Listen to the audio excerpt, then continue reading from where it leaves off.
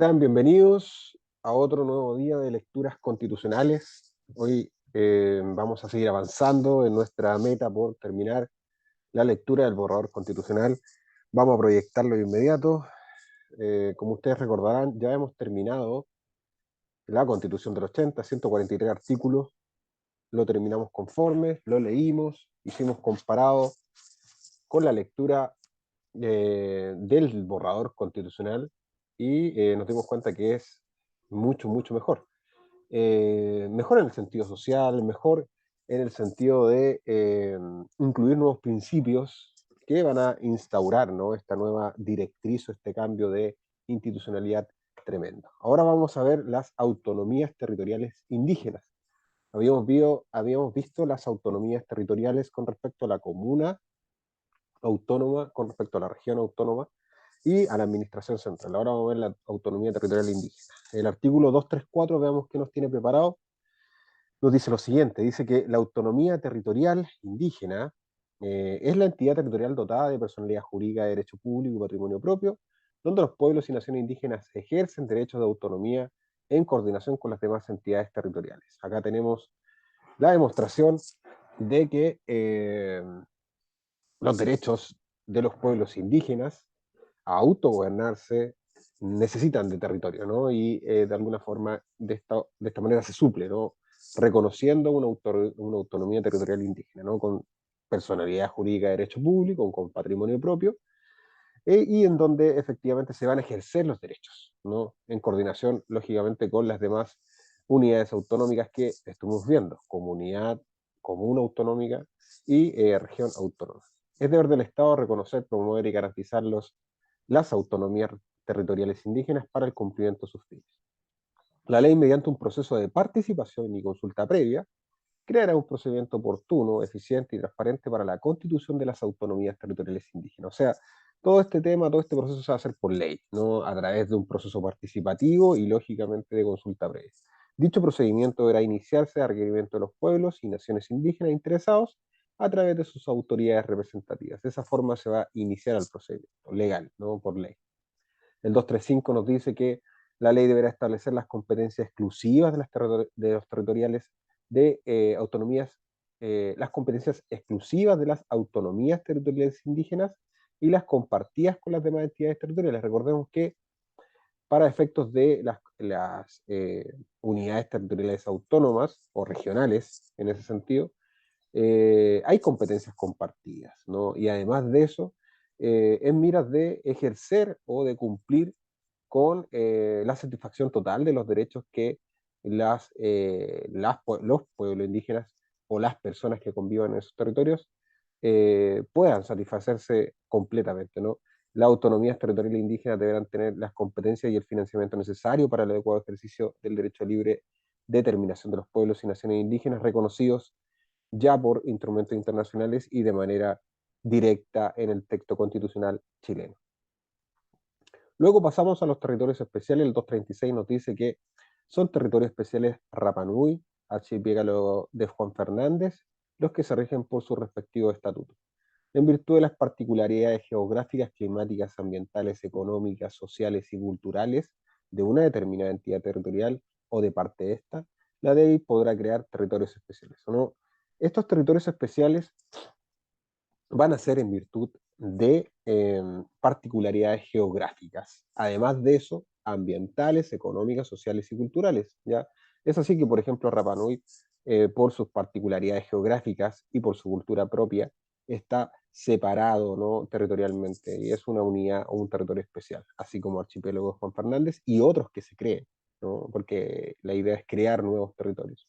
Los territorios especiales, eh, en los territorios especiales la ley podrá establecer regímenes económicos y administrativos diferenciados, así como la duración, teniendo en consideración las características propias de estas entidades. El 237 nos dice que la ley creará y regulará la administración de un fondo de territorios especiales cuyos recursos serán destinados exclusivamente a los fines de cuales fueron creados. Ahí está, digamos, esta parte de autonomía financiera. Asimismo, la Administración Central y las entidades territoriales autónomas deberán destinar recursos propios al financiamiento de los territorios especiales respectivos. Se fijan que también es parte de las entidades territoriales autónomas, como también de la administración, generar los recursos para los territorios especiales. El 238 nos habla de, bueno, a propósito de eso sería un estado social, ¿no? Un estado donde todos miran a un mismo fin, a la consecución de un mismo fin. El 238 nos dice que en el territorio especial de Rapa Nui el Estado garantiza el derecho a libre determinación y autonomía del pueblo, nación polinésico Rapa Nui, que actualmente se considera chileno, ¿no? Y de esta forma se estaría dando esta autonomía y esta libre determinación de ese pueblo que durante muchos años no ha logrado, digamos, no ha logrado salvaguardar su cultura, asegurando así los medios para financiar y promover su desarrollo, protección, bienestar en virtud de un acuerdo de voluntades firmado en 1888, por el cual se incorpora a Chile. Se reconoce el pueblo de Rapa Nui la titularidad colectiva de los derechos sobre el territorio con excepción de los derechos sobre tierras individuales de sus miembros. El Estatuto de Autonomía regulará el territorio de Rapa Nui. Aquí dice ya la gente de Rapa Nui a votar a prueba por esta nueva constitución porque de alguna forma se reconoce este acuerdo, ¿no?, de voluntades que fue firmado en 1888 por el cual de alguna forma se incorpora a Chile, pero no se le da su autonomía, ¿no? Entonces acá constitucionalmente se realiza la libre determinación y autonomía del pueblo polinésico Rapa Nui. El artículo 239, por su parte, nos dice que el archipiélago de Juan Fernández es un territorio especial conformado por las islas de Robinson Crusoe, Alejandro Serkin, Santa Clara, San Félix, San Ambrosio y el territorio marítimo adyacente a ellas. El gobierno y la administración de este territorio se regirán por los estatutos especiales que establezca la ley. El 240, hablando de los territorios especiales también, dice que el territorio chileno antártico, incluyendo sus espacios marítimos, es un territorio especial y zona fronteriza en la cual Chile ejerce respectivamente soberanía y derechos soberanos con pleno respeto a los tratados ratificados y vigentes. El Estado deberá conservar, proteger y cuidar la Antártica mediante una política fundada en el conocimiento, sobre todo en el conocimiento, y orientada a la investigación científica y colaboración internacional y la paz. Esos son los prismas madres del derecho internacional, eh, por cuanto a conservar estos recursos que son importantes para las futuras generaciones. Luego nos viene el apartado de ruralidad. Veamos qué nos dice el apartado de ruralidad, reconociendo que Chile es un país rural, ¿no? El Estado promueve el desarrollo integral de los territorios rurales y reconoce la ruralidad como una expresión territorial donde las formas de vida y producción se desarrollan en torno a la relación directa de las personas y comunidades con la tierra, el agua y el mar. Aquí tenemos algo muy importante que separa, digamos, de esta figura de ciudad o de forma de hacer vida a través de la ciudad, sino que reconociendo el valor de los territorios rurales, ¿no? Porque finalmente Chile es un territorio rural, ¿no? Reconociendo la ruralidad como expresión territorial de forma de vida en torno a la relación directa de las personas con la tierra, el agua y el mar. Asimismo, facilitará la participación de las comunidades rurales a nivel local y regional en el diseño y la implementación de programas y políticas públicas que les afecten o conciernen. El 242, ojo ahí con la gente de los territorios rurales, ¿no? Es muy importante ese artículo porque de alguna forma se estaría reconociendo esta forma de hacer eh, vida a través no solamente de las ciudades, sino que más bien a través de la idea, ¿no?, de expresión territorial, de vida, de producción, de relación directa con la tierra, el agua y el mar. El 242, por su parte, no habla que el Estado adoptará las medidas necesarias para prevenir la violencia y superar las desigualdades que enfrentan mujeres y niñas rurales, promoviendo la implementación de políticas públicas que garanticen el goce igualitario de los derechos que la Constitución consagra. Hoy en día hay muchas desigualdades para que las mujeres que de alguna u otra manera son discriminadas, son oprimidas por el patriarcado y además las niñas son aún más oprimidas, la idea de implementar políticas públicas para prevenir esto.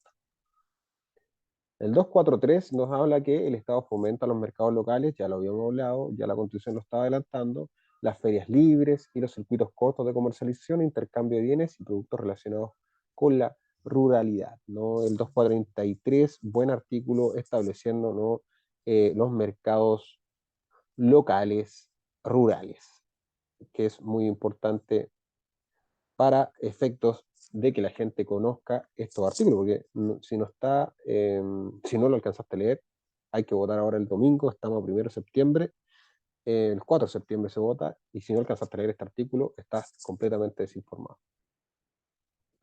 Nos vamos ahora a cambiar de tema directamente a la autonomía fiscal. ¿Qué nos dice la autonomía fiscal? Bueno, la autonomía fiscal nos dice que la actividad financiera de las entidades territoriales se realizará coordinadamente entre ellas, el Estado y las autoridades competentes. Ahí está, digamos, cómo se ejerce esta autonomía fiscal, ¿no? Esta autonomía que compete no solamente al gobierno central, sino que se hace coordinadamente entre las entidades, ¿no? Y las autoridades competentes, por cierto, las cuales deberán cooperar y colaborar entre sí y evitar lo que generalmente pasa en los estados sociales, la duplicidad e interferencia de funciones, velando en todo momento por la satisfacción del interés general, que es esta suerte, ¿no?, de interés que incluye las minorías en cuanto a la toma de decisiones. Recordar que el bien común es el que tiene la Constitución del 80 y que se deja ya de lado esa discusión, ya se supera de alguna forma, porque el bien común es antidemocrático, ¿no? Y el interés general incluye la visión de las minorías políticas. Lo anterior se aplicará también respecto a todas las competencias o potestades que se atribuyen a las entidades territoriales. Entonces, la idea de autonomía fiscal o autonomía financiera es que es cooperativa, ¿no? Pero evitando la duplicidad e interferencia de funciones. El 245 nos habla que las entidades territoriales autónomas cuentan con autonomía financiera, sus ingresos y gastos para el cumplimiento de sus competencias, la cual deberá ajustarse a los principios de suficiencia, coordinación, equilibrio presupuestario, solidaridad, compensación territorial, sostenibilidad, responsabilidad y eficiencia económica. Aquí nos enumeran los principios los cuales van a regir esta autonomía financiera, ¿no? Que van a ser los principios de suficiencia, coordinación, equilibrio presupuestario, solidaridad, compensación interterritorial, sostenibilidad, que es uno que se repite, y responsabilidad y eficiencia económica. La ley de presupuesto deberá propender a que progresivamente una parte significativa del gasto público sea ejecutado a través de los gobiernos subnacionales en función de las responsabilidades propias que debe asumir cada gobierno. Acá tenemos una importante idea y función porque se extrae, ¿no?, del gasto público, que actualmente el gasto público solamente atiende a una repartición más o menos injusta o derechamente injusta de las arcas fiscales a territorios que reciben mucho más, estamos hablando determinadamente del centro de Santiago, mientras otros territorios no reciben nada y por tanto tienen mala implementación de salud, tienen mala implementación de colegios, tienen mala implementación en cuanto a servicios públicos, etcétera. Bueno, acá esto para con esto y nos dice que una parte significativa del gasto público debe ser ejecutado a través de los gobiernos subnacionales. El deber y facultad de velar por la estabilidad macroeconómica y fiscal serán centralizados. Eso, de toda lógica, ya sabemos que el Banco Central vela por la macroeconomía, de alguna forma controlando, ¿no?, los predios inflacionarios, controlando los impuestos, controlando también todo lo que tenga que ver con las variantes macroeconómicas, ¿ya? Llámese variantes macroeconómicas, periodos de depresión, ¿no?, periodos también de crecimiento a nivel de país. El artículo 246 nos dice que la autonomía financiera de las entidades territoriales implica la facultad de ordenar y gestionar sus finanzas públicas en el marco de la Constitución y las leyes en beneficio de sus habitantes, bajo los criterios de responsabilidad y sostenibilidad financiera. Ahí está más o menos en qué se centra las entidades territoriales en cuanto a sus finanzas públicas, ¿no? La idea acá es que es en beneficio de los habitantes, ¿no?, y bajo criterios de responsabilidad y sostenibilidad financiera. La suficiencia financiera se determinará bajo criterios objetivos, ¿no?, tales como correspondencia entre competencias, recursos necesarios para su cumplimiento, equilibrio presupuestario, coordinación, no discriminación arbitraria entre entidades territoriales, igualdad de las prestaciones sociales, desarrollo armónico de los territorios, unidad, objetividad, razonabilidad, oportunidad y transparencia. Hoy en día todos tenemos que ir a Santiago a operarnos, o a Santiago a las mejoras médicas, o a Santiago a estudiar mejor, o a Santiago a encontrar oportunidades laborales. Eso ya se acaba con la nueva Constitución. El artículo 246 los deja bien clarísimo, no es un ataque a la centralización en cuanto a la suficiencia financiera, ¿no? ¿Qué entendemos por suficiencia financiera? Y lo entendemos como aquel equilibrio presupuestario y también no discriminación arbitraria entre entidades territoriales, ¿no? Y igualdad en las prestaciones sociales, ¿no? Suficiencia financiera que se ve completa cuando se alcanzan, ¿no? Estos ideales, ¿no? De todas formas, esta, esta suficiencia financiera siempre tiene que ser transparente, siempre tiene que ser con el desarrollo armónico de todos los territorios. El 247 nos dice que las entidades territoriales tendrán las siguientes fuentes de ingreso. Acá nos dice cuáles son las fuentes de ingreso. Bueno, los recursos asignados por ley de presupuestos, ya lo sabemos. Los impuestos en favor de la entidad territorial, algo nuevo. La distribución de los impuestos establecidas por la ley de presupuestos, sabemos que se van a regir por los principios que ya acabamos de ver. Las tasas y contribuciones, la distribución de fondos solidarios, la transferencia fiscal interterritorial, algo bastante nuevo, de eso habla el Estado social, la administración y aprovechamiento de su patrimonio, las donaciones, las herencias y legados que reciban conforme a la ley y otras que determine la Constitución y la ley. Con respecto al 248, nos dice que los ingresos fiscales generados por impuestos son distribuidos entre la Administración Central y las entidades territoriales en forma establecida en la ley de presupuestos, ¿no? Eh, la ley definirá el órgano encargado de recopilar, sistematizar la información necesaria para proponer al Poder Legislativo las fórmulas de distribución de los ingresos fiscales de compensación fiscal entre entidades territoriales y de los recursos a integrar en los diversos fondos. Aquí va a haber un órgano que va a recopilar la información, cuánto gana el Estado, lo va a sistematizar. Es algo como que proponía un poco un sistema, ¿no? Autónomo, pero compuesto por personas, que de alguna forma sacan las cuentas, ¿no? Y nos dicen, cabros, hay que tirarse una ley por acá para que efectivamente compensemos este territorio para integrar el recurso, para integrar el fondo, ¿no? Para estos efectos se deberá considerar la participación y representación de las entidades territoriales, ¿no? Eso es importante porque la idea de participación y representación democrática en cuanto a la autonomía fiscal es importante. Durante el trámite legislativo presupuestario, el órgano competente sugerirá una fórmula de distribución de ingresos fiscales, la cual considerará los criterios de distribución establecidos por la ley. Me parece muy, muy bueno la forma en que se está tomando, ¿no?, esta autonomía fiscal, siempre ideada, ¿no?, a la redistribución equitativo del ingreso fiscal y también a la compensación cuando ahí falte y también a las características propias de cada región autónoma. El 249, por su parte, nos dice que la administración y las entidades territoriales deben contribuir a la corrección de las desigualdades que existan entre ellas. Entonces, eso es lógico, ya lo hablamos ya en cuanto a esta compensación, ¿no?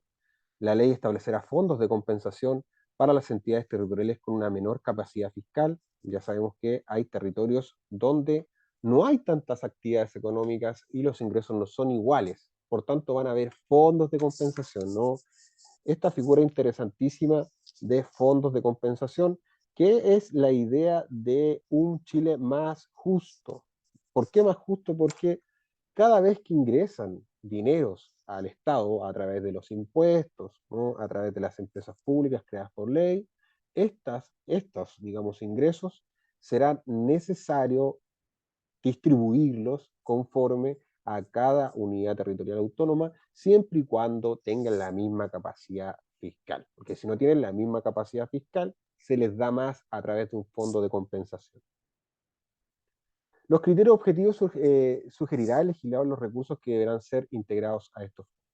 La ley establecerá un fondo de contingencia, un fondo de emergencia, de estabilización macroeconómica para garantizar los recursos a las entidades territoriales ante fluctuaciones de ingresos ordinarios, fluctuaciones que pueden suceder. Ya sabemos que el mercado no depende solamente de Chile, ¿ya? Hoy en día tenemos un montón de tratados internacionales en materia económica, los cuales establecen de alguna u otra forma cómo se manejan, ¿no?, estas variables o fluctuaciones del mercado a nivel internacional.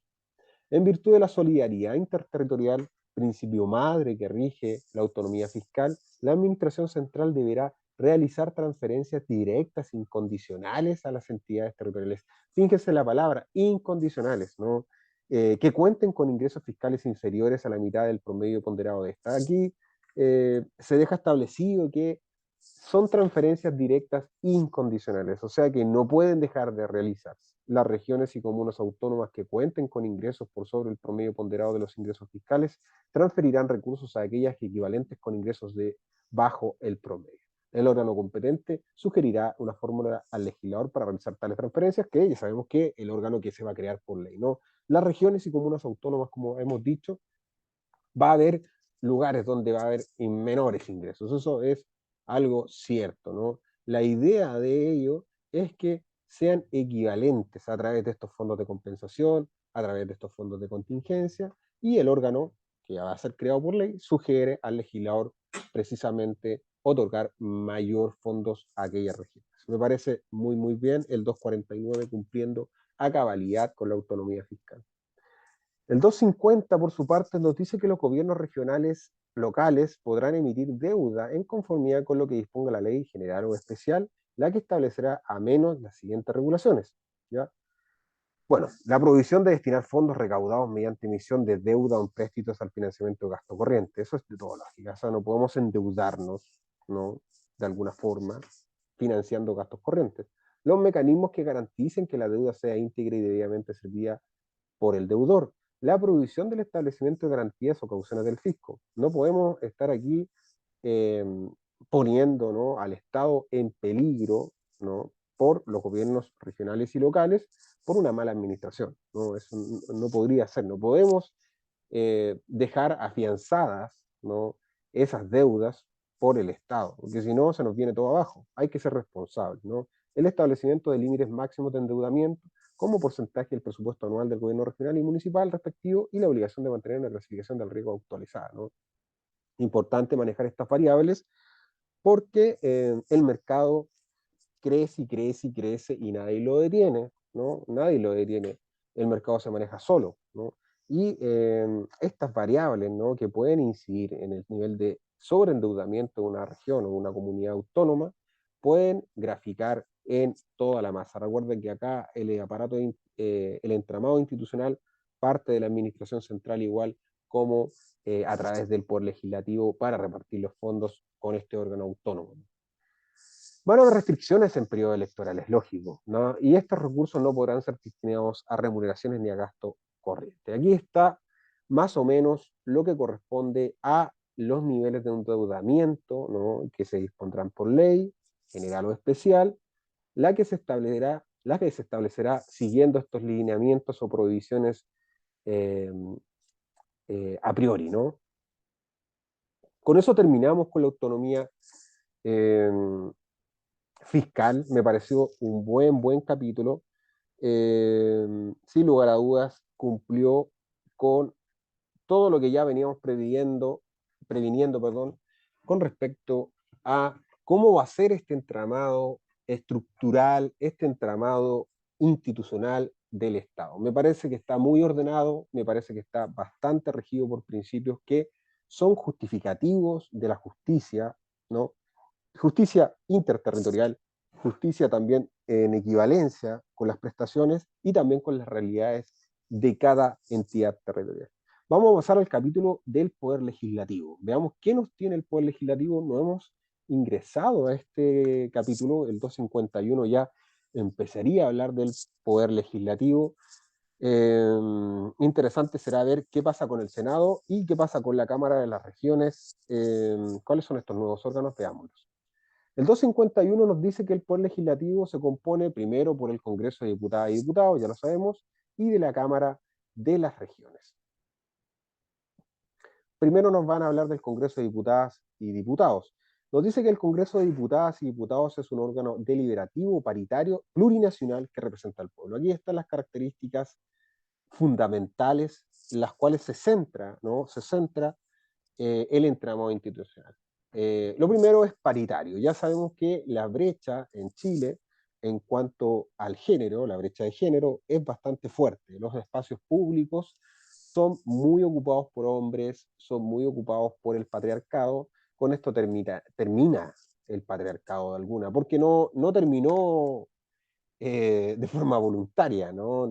Se le explicó que hay una perspectiva de género, las mujeres históricamente han sido oprimidas, pero ni aún así quisieron eh, cambiar las cosas, ¿no? Sigue habiendo la misma realidad. Bueno, se acabó.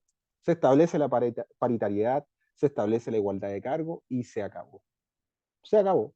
Además de eso, se establece también las pueblos y naciones indígenas y afrodescendientes también como representantes a través de este Congreso de Diputadas y Diputados, lo cual es importantísimo para acabar con el colonialismo, ¿no? Concurren juntamente a la formación de las leyes y ejercen las demás facultades encomendadas por la Constitución. El Congreso está integrado por un número no inferior a 155 integrantes electos en votación directa por distritos electorales. O sea, se mantiene los 155 eh, representantes. Una ley de acuerdo regional determinará el número de integrantes en los distritos electorales eh, y la forma de elección atendiendo al criterio de proporcionalidad, ¿no? Proporcionalidad que es un criterio finalmente que atiende a la cantidad de quienes representan, ¿no? Ya sabemos que va a estar integrado por un número no inferior a 155 integrantes, ¿no? Pero sin embargo, la ley va a determinar el número de integrantes, los distritos electorales y la forma de su elección, siempre atendiendo al criterio de proporcionalidad. Los escaños reservados en el Congreso de Diputadas y Diputados para los pueblos y naciones indígenas serán elegidos en un distrito único nacional, ¿no? Un distrito único nacional en donde su número se define en forma proporcional a la población indígena en relación con la población total del país y se debe adicionar el número total de integrantes del Congreso. La ley regulará los requisitos y procedimientos y distribución de los escaños reservados, figura que es importante, ¿no? En cuanto a no ocupar estos escaños, en cuanto a que el sistema democrático siempre tiene fallas, la mayoría no siempre tiene la razón. Esos son los principios fundamentados en eso, ¿no? Recordar que el sistema democrático es más perfecto mientras más representativas estén las minorías, ¿no?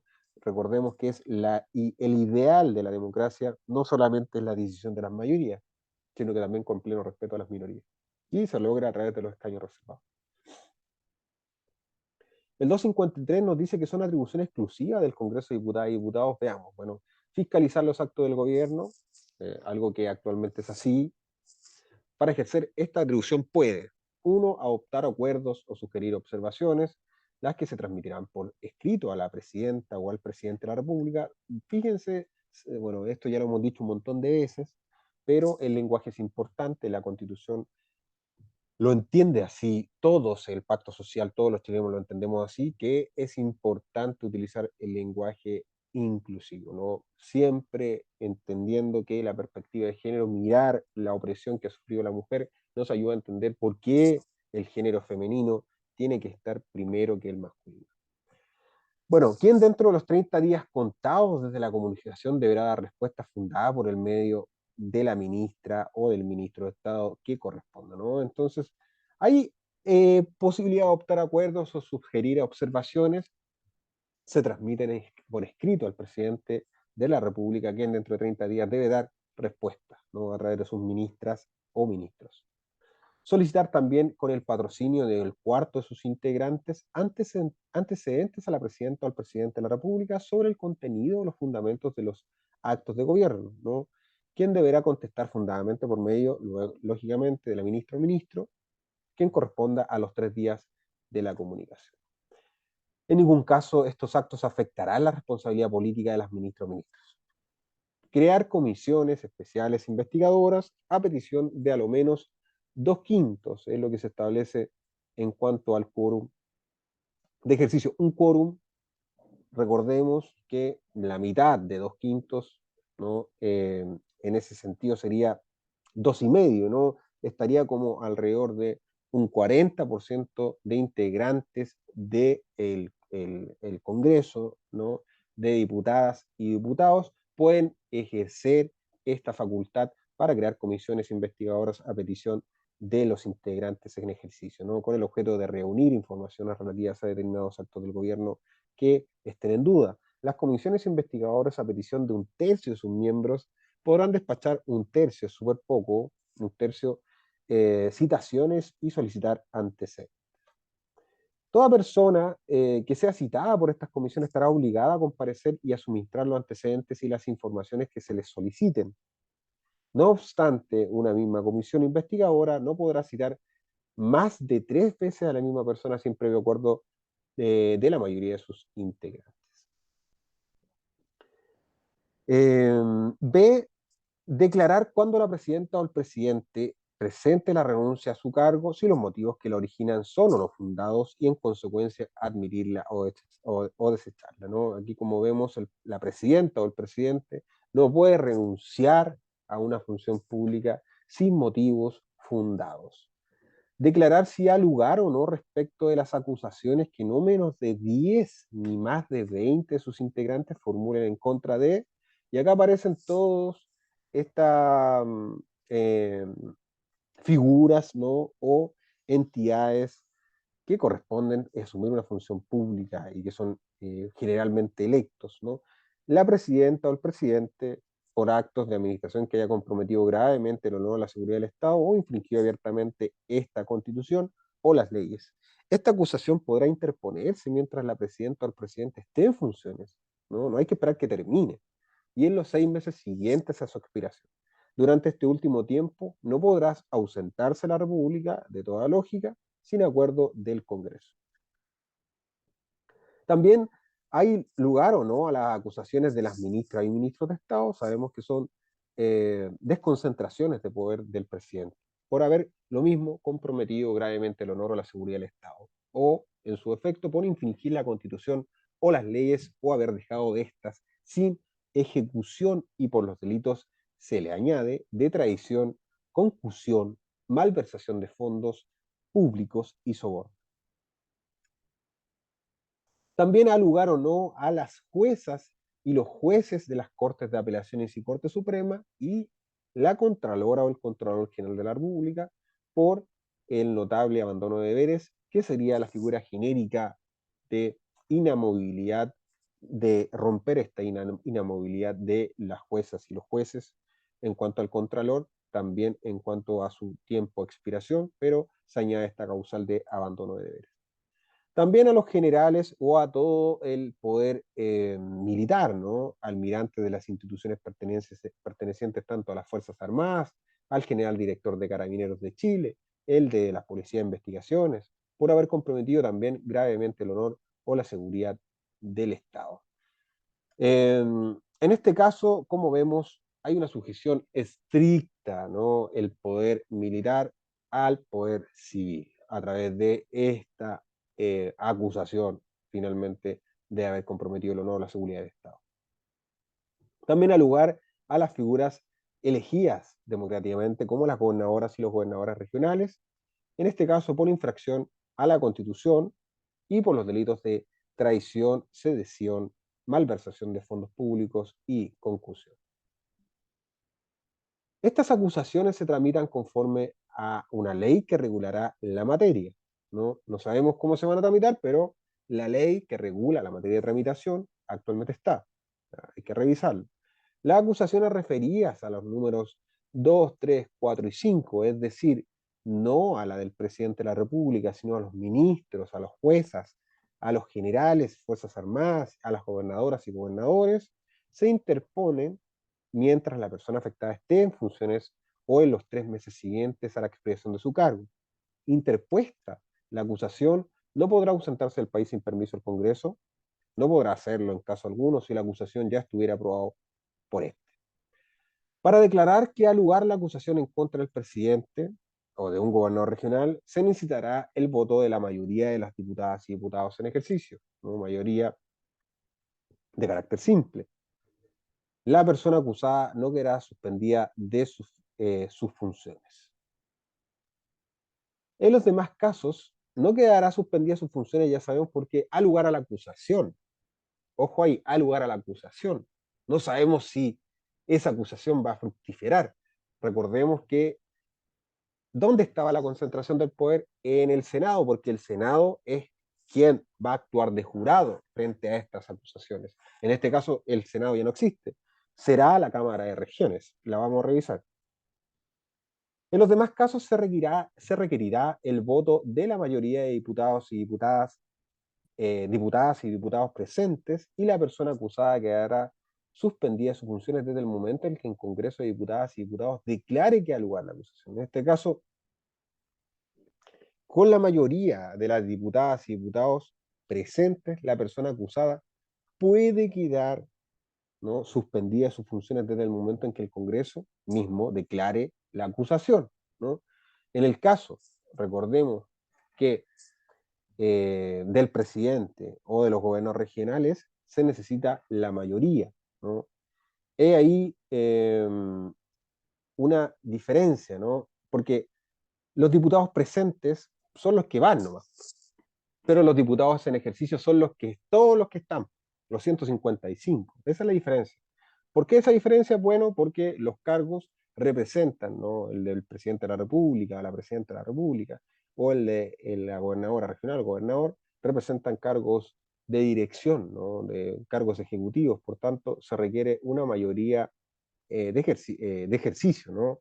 En los casos, por ejemplo, en los otros casos, digamos, en los casos, por ejemplo, de las Fuerzas Armadas, en los casos también de los ministros, ¿no?, de los jueces y jueces, quedan de inmediatos, ¿no?, separados de sus funciones o suspendidos sus funciones por el voto de la mayoría de presentes, del Congreso presente.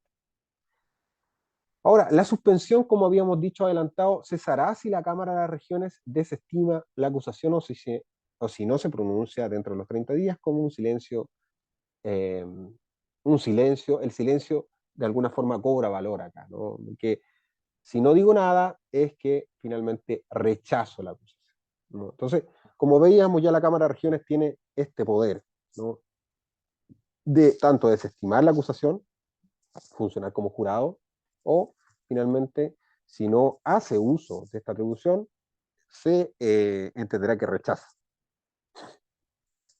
Otorgar también el Congreso su acuerdo para que la presidenta o el presidente de la República pueda ausentarse, ¿no?, del país por más de 30 días, o contar con el tercer domingo de noviembre del año anterior, aquel en que deba cesar el cargo a quien esté en funciones, ¿no? También tienen esa atribución, ¿no? Y finalmente, otorgar el acuerdo. Supervisar periódicamente la ejecución del presupuesto asignado a defensa, así como la implementación de la política de defensa nacional y política militar. Y otras es que establezca la Constitución. Ya vimos cómo funciona la Cámara de Diputadas y Diputados, no cambia mucho de la actual Constitución. Funciona de la misma forma, un órgano principalmente fiscalizatorio del gobierno. Vamos a ver la creación nueva, ¿no?, la Cámara de Regiones. La Cámara de Regiones, veamos, la Cámara de Regiones, lo interesante es que es un órgano deliberativo, paritario, plurinacional, al igual que la Cámara de Diputadas y Diputados, pero que tiene la representación regional, ¿no?, encargado a concurrir a la formación de leyes de acuerdo regional y de ejercer las demás facultades encomendadas por esta Constitución. Sus integrantes se denominan representantes regionales y se eligen en votación popular conjuntamente con las autoridades comunales, regionales, y duran 3 años. No, perdón. Sus integrantes se denominan representantes regionales y se eligen en votación popular, lógico, conjuntamente con las autoridades comunales. ¿Ya? Ahí es donde se llaman, ¿no?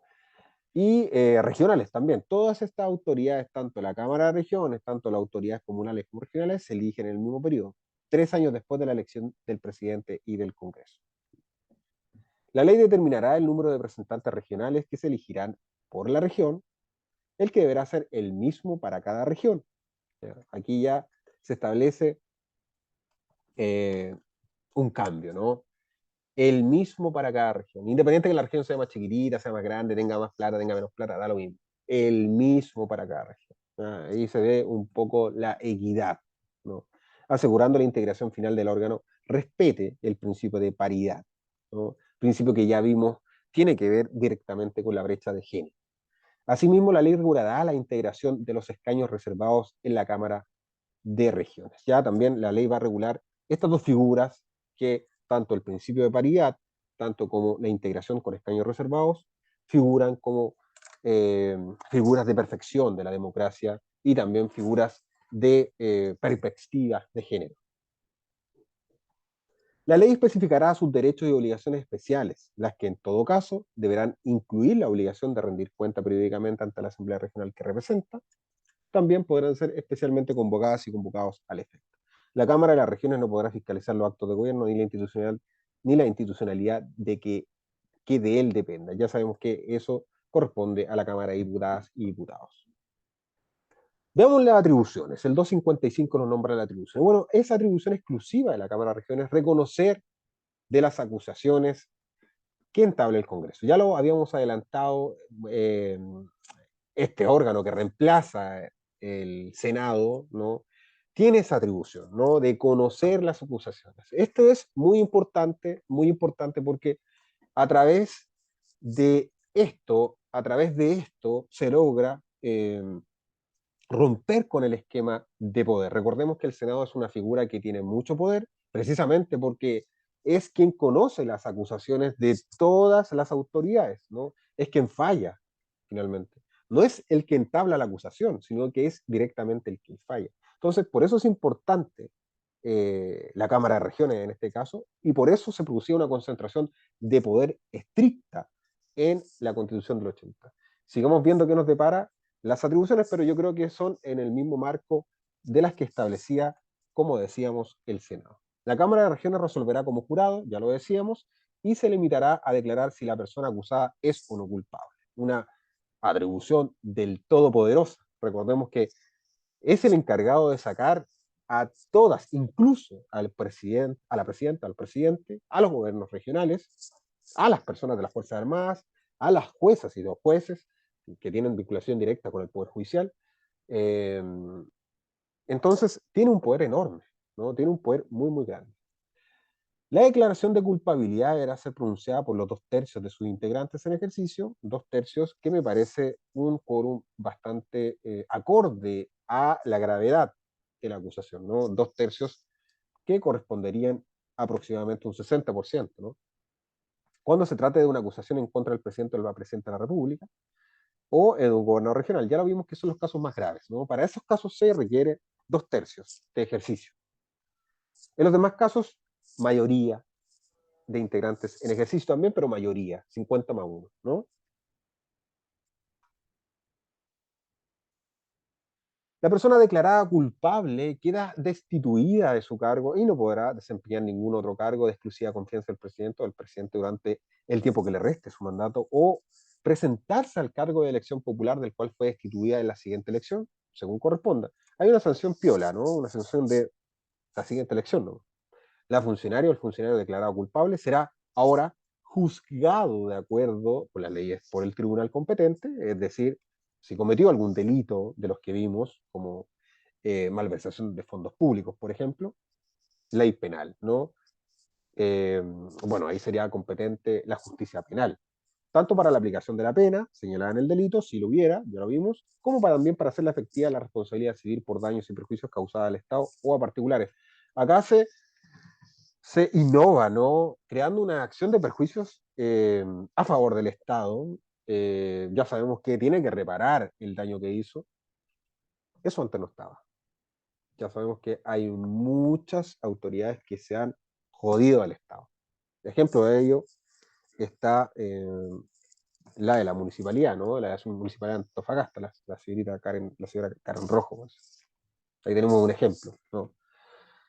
Bueno, en todos estos casos, como se ve, tienen que cumplir si hay un delito, si hay una pena señalada en el delito, la pena señalada para el delito y también la responsabilidad civil en cuanto a reparación pecuniaria tanto del Estado como de los particulares. Me parece muy bien la Cámara de Regiones, un órgano paritario, un órgano con escaños reservados y un órgano bastante poderoso que equilibra el poder de todo este entramado que vemos que ya está bien equilibrado, ¿no? La Cámara de Regiones servirá de alguna forma como última ratio, ¿no?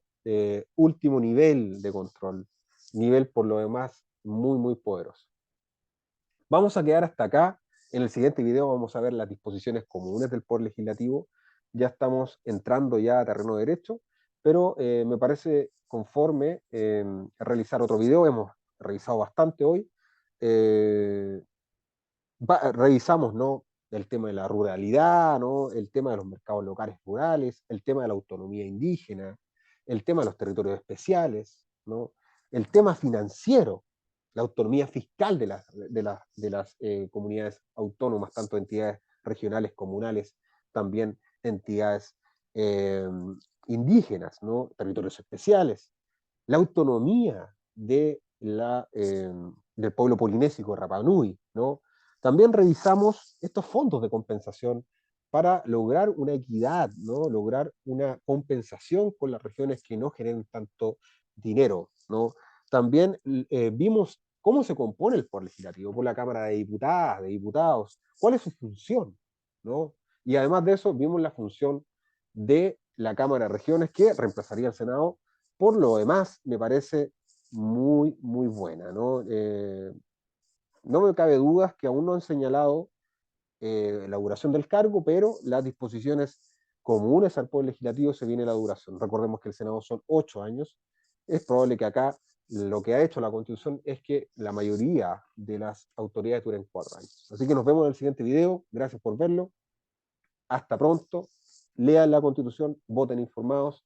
Ya saben, lo que es importante acá es valorar el trabajo de la Convención Constitucional, que hizo un buen trabajo, un análisis jurídico, un análisis exegético, como decía la escuela exegética francesa, un análisis legal, un análisis a la ley, un análisis directamente a la Constitución, a las normas que están en ella, de lectura, ¿no? Y por lo demás que involucra también prenociones que tenemos, romper estas prenociones del viejo y antiguo patriarcado, ¿no? Eh, potestad económica imperante que tiene la Constitución del 80. Así que nos vemos en el siguiente video. Muchas gracias. Hasta pronto.